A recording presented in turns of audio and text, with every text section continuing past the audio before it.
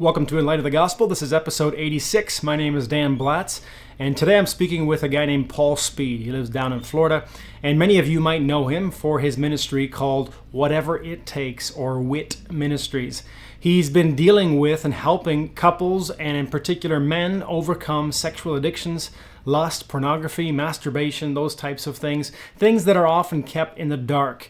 And the reason he's so passionate about these things is he himself struggled for many, many years and opened up to his wife and brought his deeds to the light, and was very, very liberated by it many years ago. And he hid it for a long time. He pretended. He calls himself a hypocrite back in those days, and he was keeping things secret, trying to cover up. And so that's often what goes along with these types of sins. We have a pretty frank conversation about his ministry and about his desire to help people get free and walk free from these types of sins. I really hope it's a help to you. And if you need to be able to reach out to them in their ministry, there'll be a link in the description for their ministry, and you can go to sign up and come to one of their weekend retreats and hopefully get the help that you need. But ultimately, the hope and the help is found in Jesus. God saw your struggle. God saw your issues, and his solution to your problem was to send Jesus. And there is hope and delivery and freedom in the power of the gospel. God bless you, and appreciate you coming around. So I've been told by several people that I should really have you on the podcast to have a conversation. Dave Martins, for one, and John Wheeler. I had Dave on, and he sat down here with me and told me his story of how he went from pornography constantly and just a really, really messy past, and finally getting that all cleaned up and liberated and freed up where he could actually confess it all to his wife, and they're still together this day. I heard several testimonies of people like him and many others at the Lighthouse Gospel Church in our local area who've either gone to a meeting of yours or a weekend of yours and have been really, really liberated through whatever process you use. And hopefully we can get into some of that today. But I heard a bit of your story just a few minutes ago, but where exactly are you from? How were you raised? What was the lifestyle like growing up? Well, currently I live in Tampa, Florida. My wife and I have been here for 3 years, 4 years. I've lived in North Carolina, Georgia, South Carolina, usually along the eastern seaboard in the U.S. But I was born in Alabama, grew up in Florida, so I've been in the South my whole life. I grew up Southern Baptist. So both of my parents were leaders in the church. And so anytime the doors were open, we were there. Was very active because of that. It really was part of my life, just like school, just like family or anything else. Then there was church. So maybe not quite like Mennonite or Amish or something else, but we had our own religious dogma and I would say legalistic ways of living. So I grew up in this environment, and that was good home bringing. In other words, I'd love to say my parents were loving and kind, but in regards to church, I don't know. I just never felt like I fit. I always felt like there was something wrong with me, like I was defective. In other words, I anytime there was an altar call given, I always felt guilt, shame for things I've done. Now I was mischievous, so a lot of times I was wrong. From pretty young on. Yeah, pretty young on. In other words, I loved playing pranks on people, and that usually got me in trouble. The police were at our house multiple times, and that was embarrassing for my family. And so this would happen. Then a youth camp, something else would happen. I would walk the aisle, rededicate my life. I was baptized 3 times, and I Wow. kept thinking, this time it's finally going to work. This time I'm going to be different. And it just never did. And so it was kind of like I wore a mask everywhere I went. At church, I knew how to put on the mask. I looked great. At school, I knew how to look. And if I was out with my friends on Friday night, I looked totally different. So Mm. I was kind of fake. And I knew it. In other words, Did you know? Yeah, I was just gonna say, did you know you were fake? You were like just kind of pretending on Sunday, or was there was a sincerity about Sunday, but there's also a knowing that I'm not going to stop my sin? How does that work? yeah, I think it was a mix. I think I knew I was fake. I knew that I couldn't be real here. In other words, if I was to be real here, I wouldn't fit. And I wanted to fit. I wanted to belong. I wanted to know I was wanted or included. So I kind of learned how to get along in every situation. In other words, I knew how to push the boundaries. to get it close enough to trouble, but then I would pull back. So I kind of felt, yeah, I was faking. I would lie about just about anything I needed. Didn't really even see lying as wrong. Hmm. Lie about what I ate for lunch, where I spent my money, what I did yesterday. It was almost always trying to look at the other person and think, what do they need to hear me say to either Was get there my way or stay out of trouble? And that's what I wa- would do. was And there a guilt associated with that? Did you kind yeah, of feel heavy because of it? there was, but because of the religion I grew up in, it was always, you're always encouraged, confess this to God and you'll be forgiven. In other words, scripture does say that. If we confess our sins, he's faithful and just to forgive us. Now, never once did I feel compelled to go to the other person in the church that I just stole something from or I wronged them in another way. In other words, it was never about making something right with someone else. It was Hmm. always in your closet, just go to God. So, as a religious person, it didn't matter what I did. And as soon as I did it, I'd go, oh, God, will you forgive me? And see, and I Hmm. thought that was always getting it right. But my life never changed, and the guilt and the shame stayed there. Yeah. So I don't know, by age 18, I went off to college. Didn't take long, and I was like, I'm kind of done with God. This hasn't worked for me. And life kind of got worse, partying and so forth. After a couple of years, my girlfriend told me she thought she was pregnant.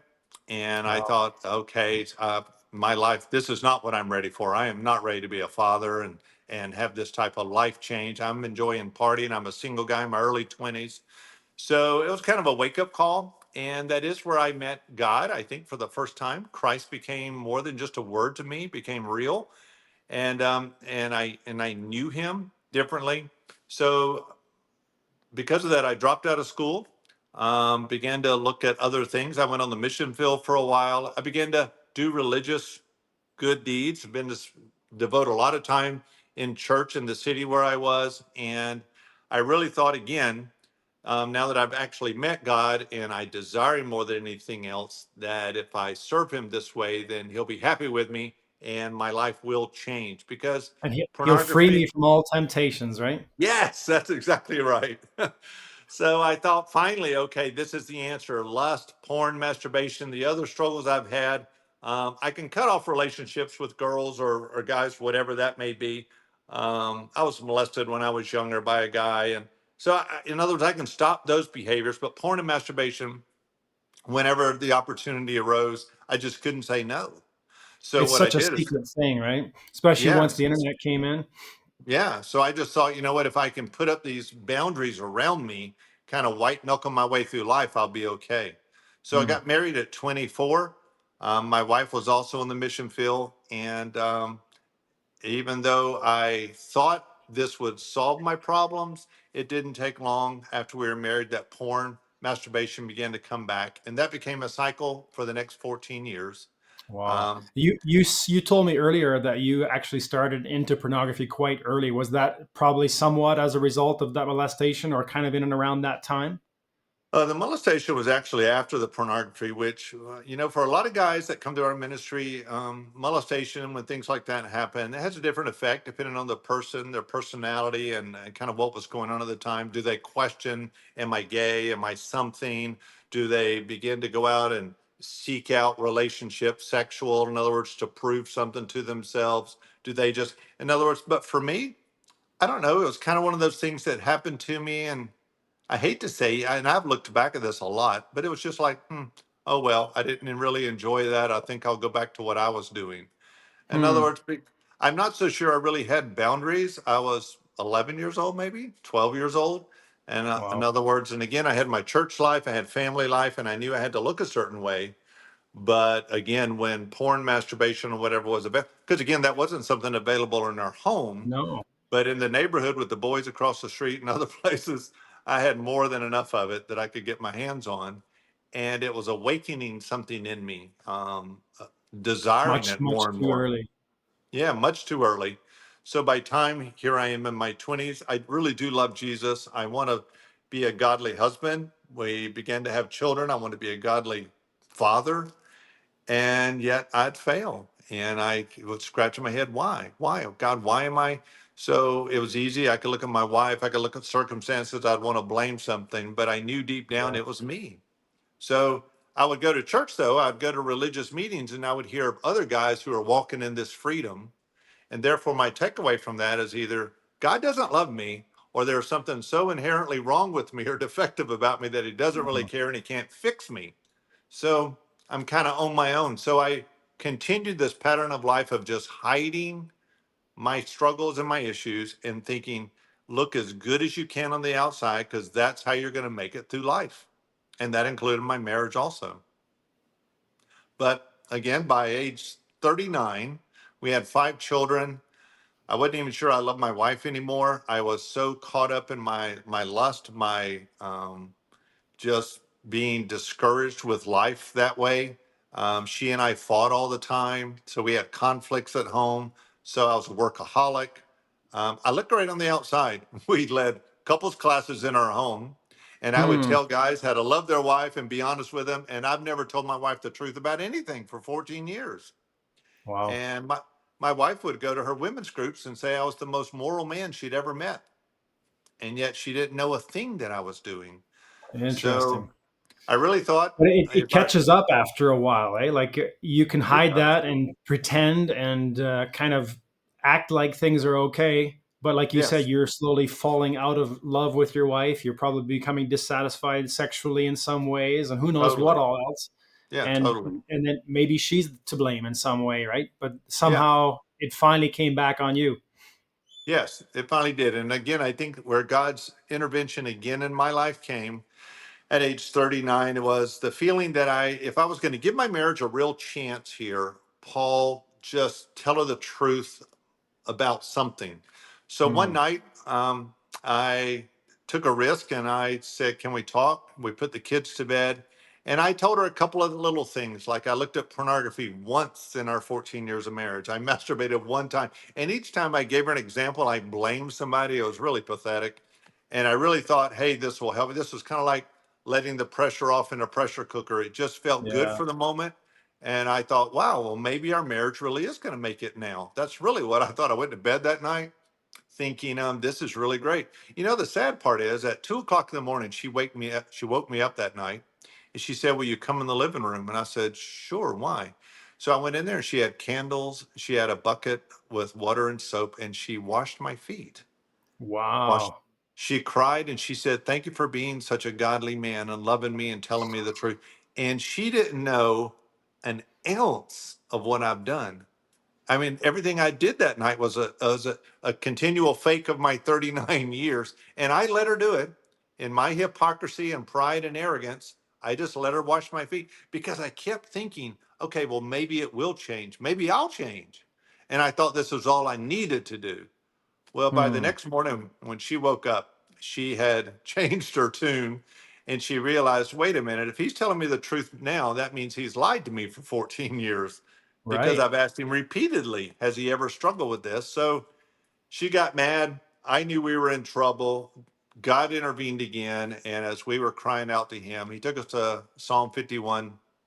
I think it's verse 6. I'm not sure. But this Psalm of David's repentance. And he says, if I desire truth in your inmost being, and in that hidden place I'll give wisdom. And that's all we held on to that day was reading that, saying, okay, God says he wants to give us wisdom on how to walk out of this, but we need to get honest and truthful inside in order to make that happen. And that Wow. was hard for me because I haven't told anybody the truth for 39 years of my life. Everything was a lie. So for the Hmm. first time ever, I began to peel back those layers like an onion. She and I would stay up all night, wake up in the morning, do it again. We'd wake up in the middle of the night. I'd say, I have a memory from high school. I have a memory when Hmm. you went out of town. Here's some, and there's a lot of tears. There's a lot of anger. There's a lot of pain. I But can God imagine. took us through a process for 7 nights of this continually. And through a series of dreams, began to show me that, you know what, my problem all along wasn't lust. I thought it was, and most men do. Okay. It's almost always a deeper issue. For me, God said, your issue is hypocrisy. In other words, it's as if hypocrisy was the gatekeeper in my life. And because I wasn't willing to be honest about anything in my life, cheating comes along, knock, knock, knock. And he says, yeah, come on in. Paul will never tell anybody. Stealing comes Interesting. along, knock. In other words, no wonder I couldn't say no to anything in my life. So Because God it was began to show always me, cover up, look good. It is. And God began to say, Paul, if you'll deal with the hypocrisy in your life, most of these issues are going to fall by the wayside. So over the next Mm. year to 2 years, we really sought God. I sought God very hard for answers. Every time it seemed to reach out to someone, a counselor, or somebody else, I seemed to get the same old answers, and that didn't work for me before, and they weren't working now. But God took us through a path over this year to 2 years, and we began to reconcile very in a very strong way. God began to show us how to walk in a new freedom, me morally, and as well as being honest and open, and transparent. But for the first time in my life, just to be able to go a month without looking at porn or masturbating, let alone a year or two Mm. years. And then God gave us the opportunity to share at a homeschool conference, which that wasn't our plan. I did real estate for a living, and I was more than happy doing that. And when we shared, I remember going up on stage, and she said, "You're not going to say the M word, are you?" Which was masturbation. And I said, "Yes, I am." She said, "Why?" And I said, "Because if those guys out here listening are just like me, and I minimize it on stage, what hope is there? They'll know I'm Right. lying." And then she said, "Well, Interesting. don't say the P word." So I got up on stage, and for 40 minutes I said masturbation, pornography. I shared everything I'd done: lying, hypocrisy, cheating, stealing. It was Wow. horrific. And but you know what? That place was dead quiet. And when we walked off stage, I told her to run. She said, "What?" I said, "Get out of the building. I'm mortified." And Yeah. before we could leave the back of the building to get out, two couples turned the corner, both with tears, saying, "Please wait. Can you help us? Will you talk to us?" So we spent the next 3 days talking to couple after couple after couple at that meeting. And this changed the course of our life. I began Interesting. to discover that God wants to take our failures and give us a life message of hope for others. I kept thinking if I could stop my sin and become perfect, God can use me. And what God Interesting. was beginning to show me, no, Paul, if you'll allow me to take your failures, I'll give you a message of hope to change the world. And That's I didn't understand. That was, I will say this, Dan, that was foreign to my religious upbringing right, because it's because a works-based mentality where I got to get there and then God will accept me. God will that's use me in right. some way. You can't That's right. come with all your baggage, with all your sin, with all your shame. That's too much, right? That's right. That's right. So this was a total transformation for us. So So from from the time that you and your wife finally started working through these things to the time you shared at that homeschool conference, how much time roughly would you say that was?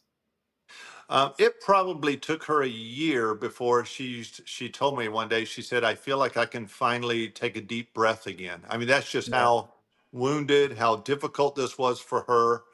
Almost instantly, after beginning to share that first 7, 8 days, I kind of felt euphoric, and that's what I see a lot is that when a person finally does tell the truth, it's like getting something off their shoulders, and they feel, "Wow, I feel so light." Unfortunately, the person they just dumped on is buried under a dump truck full of garbage, and and they want that to be reciprocated, and it's not. And this is what And God showed. you knew the truths of the gospel already, so once your conscience is finally relieved, you can kind of rejoice in being accepted and loved and all that, right? Yes, and what God began to show me was, now, Paul, if you want to learn how to walk in freedom, begin to serve your wife. In other words, I spent the next year kind of helping her get this truckload of garbage off her shoulders. And that's the difficult part. Most people, they love the confession part. They love to get it out and finally tell the truth, but they don't want you to ask questions. They don't want you to dig any deeper. They don't want you to get into any of the consequences of that. They just want to, "I've said it, now let's move on." And part of Hmm. this process that God took me through was, no, this is deeper than that. How has your sin affected other people? And as I Right. began to walk through those things, my perspective in life, my perspective about who I was began to change totally. Yeah. And this is where the whole idea of the ministry and even the name of it was probably born, the whole whatever it takes mentality, right? Yeah, I told her that year, I said, "I will do whatever it takes to find freedom. I'm not going back." And it was a process, but the cool thing is, it was by the time we spoke, at that conference, we were already walking in it. We kind of hadn't put it together that way, but then shortly thereafter, the leader of that homeschool conference said, "Would you be willing to go to California? Would you be?" Suddenly, we started speaking at other conferences. We were getting invitations, and we realized we needed to do something bigger because we were sharing the same message over and over and over to every, we'd meet with 20 couples a day and we're saying almost the same thing. Yeah. So we decided, why don't we create a mission where we can put this information like a couples conference or a men's weekend. And now, praise God, through the ministry, I can have 20 guys on a weekend. I don't have to repeat it 20 times, but I Yeah. can Yeah. walk each one of them through the same process. But during that period of time, you were probably starting to kind of formulate, how would I repeat this? What did I actually do? Because for yourself, it was probably pretty messy, not knowing what do I do besides just blurt out every sinful, wicked thing I've ever done, and then try to pick Yeah. up the pieces, right? So now you could Yeah. kind of say, well, this is something that's going to happen. You're going to have to repeat this. This is going to be something you're going to have to deal with, and you could start to Yeah. formulate something, eh? Yeah, because each one of those along the way throughout that year, I didn't really see them being added. I just saw this. This is the way life is now. God's going to lead me to do something else now, or to share with someone else, or to give more information about this and go back, or maybe even to stop, this evening, and I have to sit and listen to my wife cry for the 100th time about how deceived she felt and betrayed she felt, and For everything sure. inside of me didn't want to do that. But God kept saying, if you want to be like me and you want to walk in freedom, hang in there for her. And I began to learn again, growing up in church and religion, what did dying to self look like? I had no clue. And now God's telling me, if I really want to love my wife as Christ loved me, then be Christ like to her. Yeah. And you're right. So then it wasn't until a year later or 2 years later, I could look back and say, wow, it almost was a pattern. It almost was a process. And, I praise God for it. And that's kind of where it all started from that point. You mentioned something earlier when we were talking before the recording, that it was not about trying to get freedom from God. You're not praying to ask God to give you the freedom from lust, because everybody that's out there that's lusted and hates it is going to have asked God at one point, God, free me from this temptation, get me out of Yeah. lust somehow. And it fails to happen. Is God failing to answer, or what? How do you deal with something like that where people do want to be free, and yet their hunger and their lust is still alive and well, right?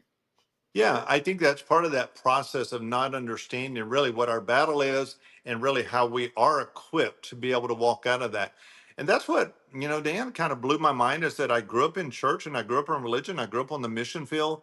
And yet, some of the things that God showed me that year, including this, I never understood. In other words, that God did make a way for us to walk in freedom, but I kept going to God and I thought, okay, I'll walk the aisle again, I'll get baptized, I'll go on the mission field, I'll do these things, and sooner or later God will be happy enough with me that He's going to take this out of me. But that's not what God does. God's not waiting for you to look to Him and He's going to take every evil intention out of your heart so that you'll never want to do wrong again. No, it's still there.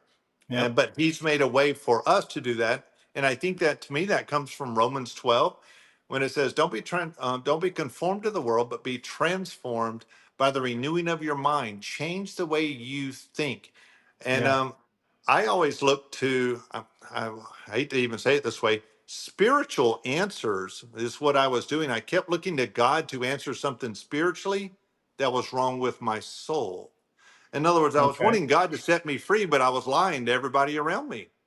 I was wanting God to help me stop stealing, but I was taking something that didn't belong to me at every chance I got. In other Hmm. words, there's part of God's walking with man to help him, but God's not going to make me take my hand back and not steal that. There's part of my process and part of the contentment fulfilling that he gives. So, what I begin to learn through that is that in our soul, our mind, will, and emotions, this is where God wants us to find freedom. My problems were not with God, they never were. Some of my beliefs about God, yeah, were wrong because I thought he was distant. He didn't care. If he really cared, he would do this for me. He would take this away. Is he even really real? And once I began to discover, wow, this is so much more, just like with my hypocrisy. If I can get real, not only with God, God already knows everything I've done. Where I'm not real is with you and with other people. In other words, because I care about what you think more than I care about what God thinks. God already Yeah. sees me. In other words, and I want Interesting. to be liked, or I want to be loved, or I don't want to be discarded. I want to be chosen. So when we do that, then we start putting on this false persona in front of people, and yet at the same time, then we blame God because God didn't quote set us free, and Yeah. He did set us free. He's Interesting. already done that for us. Exactly. For me, I got saved, understood the gospel, was very liberated, and then went back into a religious mindset, a more of a legalistic mindset of trying hard to pray really, pray an hour a day, read 3, 6, 8 chapters of the Bible, trying hard to impress God. And Yes, when I failed to do those things to impress God, I would feel kind of like I don't measure up. I can't approach God as freely anymore, not understanding that I'm free in Christ. And got to that passage in Romans chapter 6. I heard a preacher teaching through this text. What shall we say? Shall we continue in sin that grace may abound? God forbid. How shall we that are dead to sin live any longer therein? And then Romans chapter 6 goes on to say 3 times, free from sin, free from sin, free from right. sin. And he painted this picture for me of a man in a jail cell with chains that were about his ankles and wrists, and now the jail cell is open, the chains have been broken, and yet the man is in there. Here I was praying to God, God, give me freedom, give me the Yes, freedom of liberty from lust or from anger or from whatever else you might have struggles with. And God is saying, I have set you free. If the yes, Son makes you free, you shall be free indeed. You are free to walk out. Oh, God, please help me get free, get free. And he's like, in yeah, Christ, you have been set free. Now that's walk right. as those that are alive from the dead. We Mm, have to take this by faith and reckon it, count it yes. to be true. Yes. I think sometimes we don't want, you might say the hard work. I don't really want to deny my flesh. So I want God to just take it away, just eliminate Yes. it. And God's like, I've already done that. Will you get up and walk through that? I remember the children of Israel, and it's always kind of, but that's the way my life was too. And God did. He set them free, He brought them Yep. out. And it didn't take long. They're murmuring, they're wanting to go back. We want to go back to bondage. In other words, it was easier. We didn't have to make decisions. We didn't have to deny the flesh. We didn't have to serve one another. In other words, that's true. But yet Yep. God has something so much better for us. And I find that when other guys that come through the ministry, I always say, they get a glimpse of it. They don't want to go back. In other words, I know what it's like to be in bondage. I can look back now. I remember those years. I remember the times when I give into the flesh. I know what bondage looks like, but I don't desire that anymore. I also know what freedom looks like. And I'm like, I Amen. want freedom. I want this is too good. Is it hard? Yeah. It's not easy to love my wife like Christ loved the church. It's not easy to deny my flesh. It's not easy to um, take the last seat and let somebody else have those other. In other words, my flesh, I still want these things, but Yep. God's power and grace is sufficient that if we will trust Him through this, a guy really can walk in freedom. A guy really can say no to sexual sin. And that's what's amazing. That is amazing because it doesn't seem possible in our culture, in our day and age. No, And yet, there's people out there who are living proof of the grace of God. And I would say for myself, I am one of those. God had set me free from pornography about 20 years ago and free from masturbation many, many years back as well.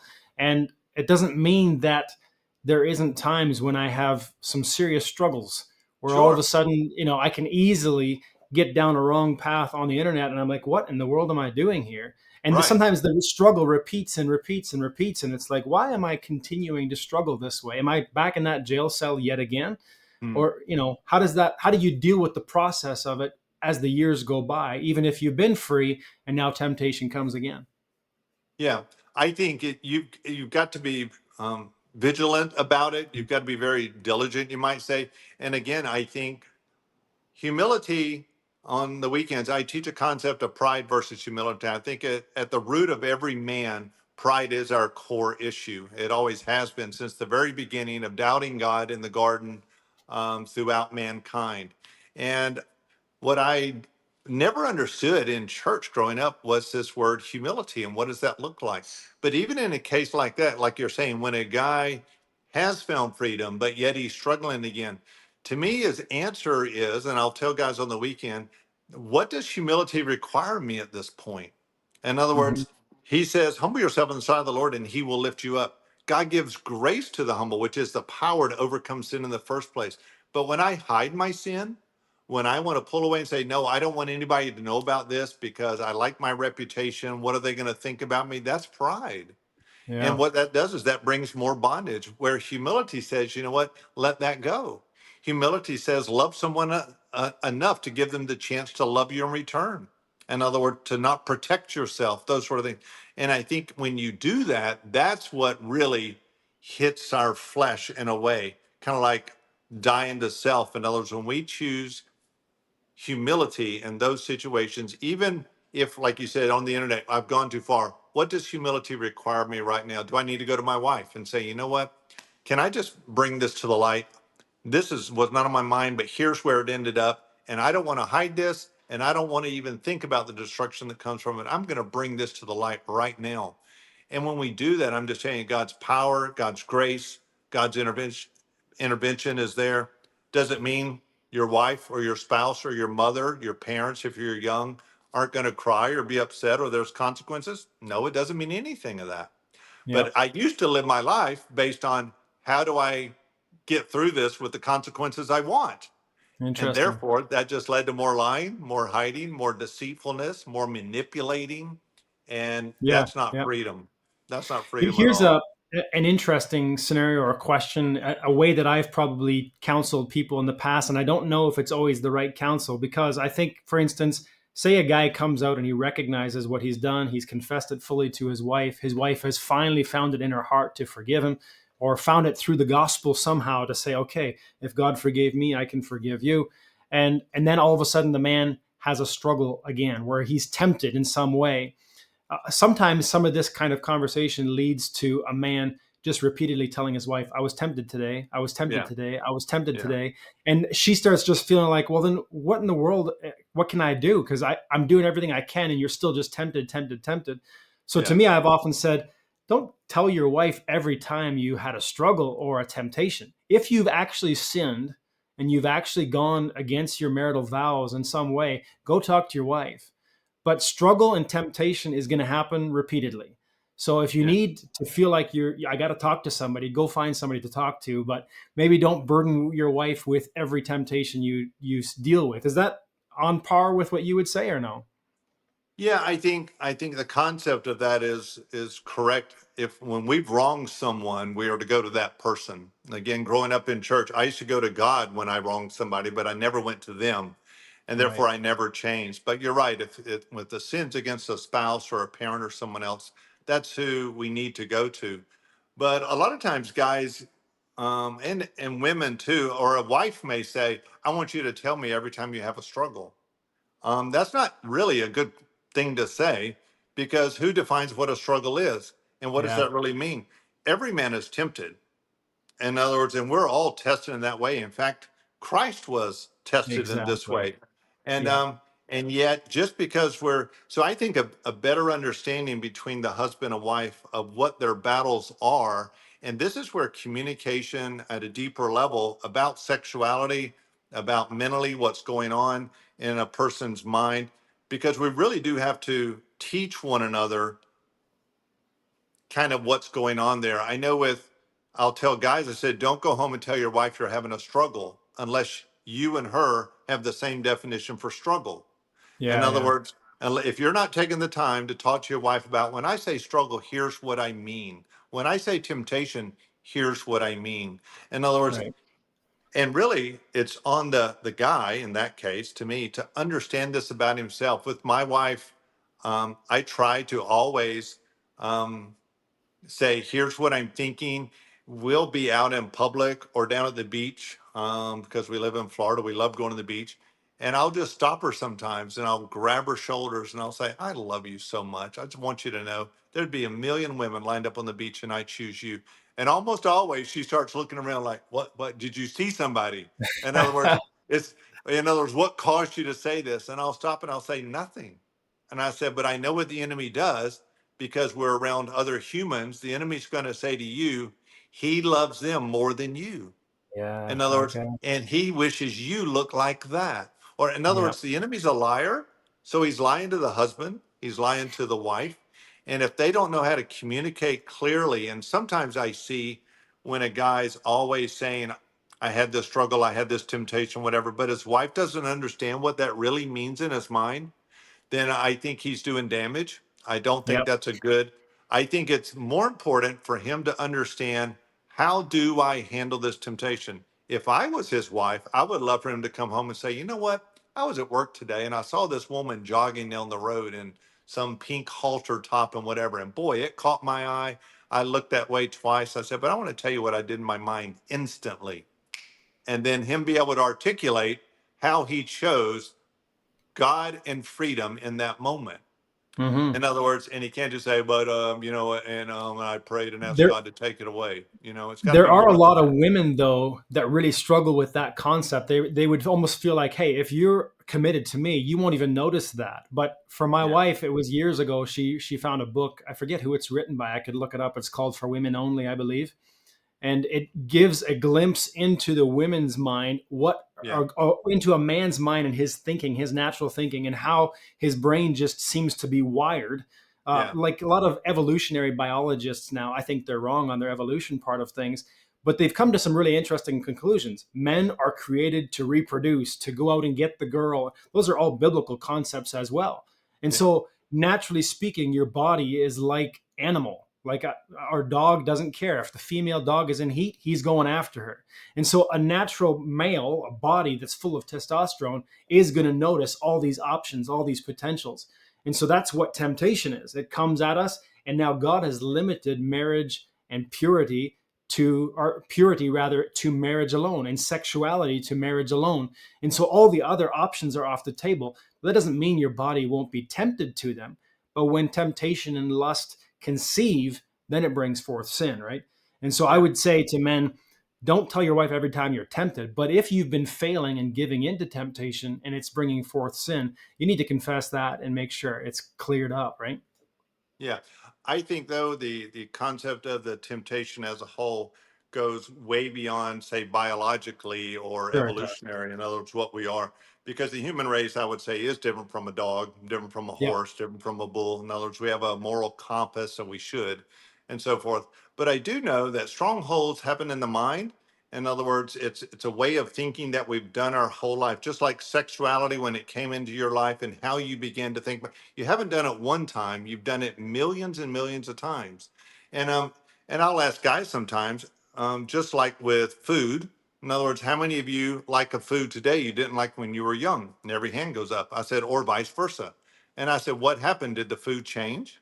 Is a tomato not a tomato anymore? It was a tomato 20 years ago. In other words, why do you like it today? And they all have to say, well, they changed the way they thought about the tomato. And I said, well, that's interesting. Why don't you think that can happen sexually? Right. Why don't you think you can see an object, let's say a beautiful woman or a man, depending on what the struggle is, it doesn't matter. But where I used to think this about it, now I can think this about it.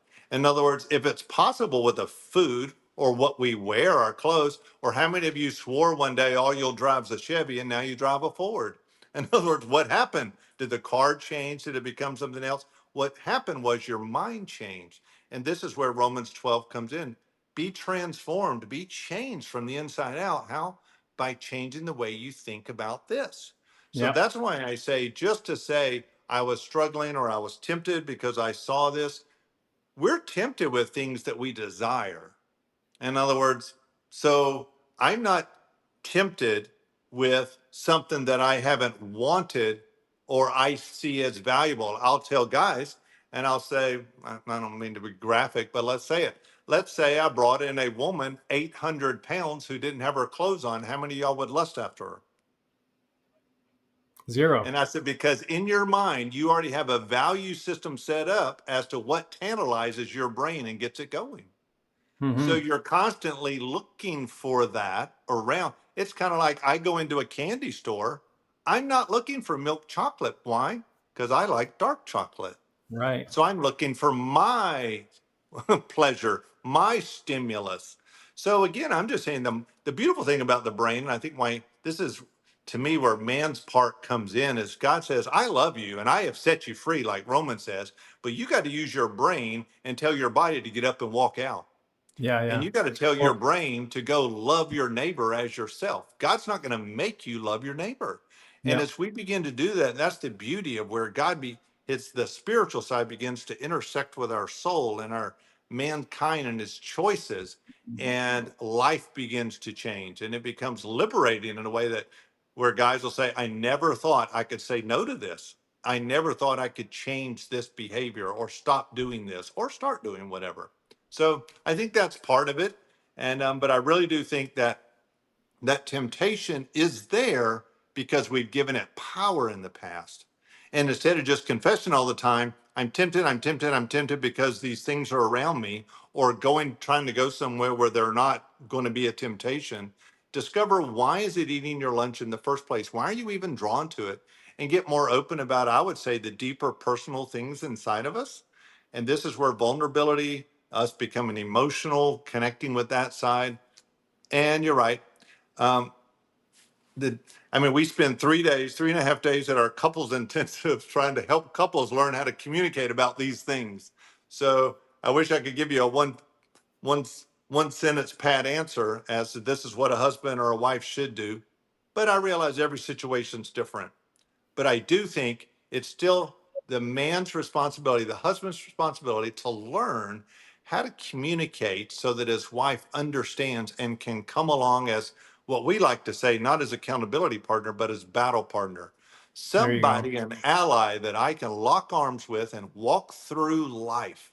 And you know what? When she's taken out emotionally because she's hurt or pain or been rejected, or maybe she's struggling with lust, she has the freedom to come to me and say, can you stand beside me? Can you help me with this? I want to be honest. In other words, she's not doing it to hurt me. She wants to love me and walk in freedom. And I think what I love about our weekends is teaching couples to be able to do that and not Okay. see these things as, oh, once again, he's hurting me because he's sharing the struggle. See, to me, that's showing that they don't have a good understanding about what temptation, about what this really means, and nor what does overcoming really look like in this. And I think when a husband and wife can get on that same page together and begin, but based on what you said, and I've seen it a million times, that's hard when one's been wronged. And that's why I say Absolutely. it took Jenny 365 days or more to get to that point to where she says, I'm willing to walk through this with you for the rest of our lives. And we began to learn how do we walk together overcoming. And it was beautiful from there on. There you go. Yeah, it's a pretty profound thing too for us to start to begin to understand how the opposite gender considers things. Obviously, some women are different than other women, and some men are outliers. They're not quite the same. But generally speaking, men have a tendency to think this way. They're very visual. They're very drawn Yes, to the sure. body, where the women tend to be more drawn to the emotional side of things, their Oh, yeah. relationship and whatnot. And so, if a man can kind of start to let himself into how betrayed your wife must be, and Yeah. a woman might start to understand how drawn to the flesh and the desires of the flesh the man might be, you can kind of Yeah. start to feel a little bit with the opposite gender, right? Yeah, I think having the perspective and being able to see one another, their strengths, their weaknesses, and getting that understanding only helps them get stronger, I think, versus being enemies. It helps them be allies, just because I think of the different perspective and understanding. Yeah. So you've done this ministry now for how many years? Well, the first conference or weekend like that Jenny and I did was in 2005. So it's been right at 20 years. Okay, 20 years. And it's always a couples conference, or do you do men's conferences? No, we do several times a year. We do a couples intensive, which obviously husband and wife. Sometimes it's couples, young couples that are looking to get married. We've had different ones come like that. But those intensives, and all of ours are 3 nights, 4 days. So we do those. And then I also run men's weekends. I've done those. I'm at every one of them, just about. And we run those just for men, and that's single and married. I don't take guys under 17 unless they're with a father, and I really need to know more about their age because it's a pretty heavy weekend. A lot of Yeah. really adult conversation, and then we also do one for women that is really helping them get free from the pain of their past. One of the things Jenny discovered about herself was that she can't deal properly with the pain that Paul's caused. In other words, with the current when she's still stuck back there as a 9-year-old with what happened to her because her dad didn't stand up for her, or whatever it may be. So, Yeah. I'd love to say, we have these segments in life and it's kind of like becoming a Christian, then I can push everything away. No, we're one being, and we've had a lot of garbage that's come into our life either by our own choice or that's happened to us.